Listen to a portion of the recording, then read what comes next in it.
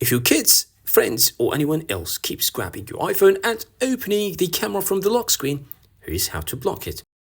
They can open the camera by swiping left on the lock screen, tapping and holding the camera icon in the bottom right corner, or through Control Center if you have added the camera control there. In this video, I'll show you how to disable all three ways. First, to disable the swipe left camera shortcut, go to the settings, then camera, and scroll down. If you see lock screen swipe to open camera, turn it off. Now you've got to know this option is only available on newer iOS versions. If you don't see it, your iPhone doesn't support this setting. Next, remove the camera button from the lock screen. Press and hold your lock screen. Then tap Customize.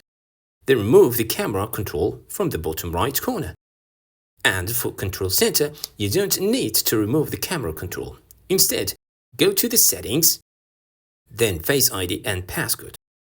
Enter your passcode, then scroll down to Allow access when locked and turn off Control Center. This way, camera can stay in your Control Center, but nobody will be able to access it while your iPhone is locked. This is useful if you don't want others taking photos on your iPhone, and it can also help prevent accidental camera launches that may drain your battery.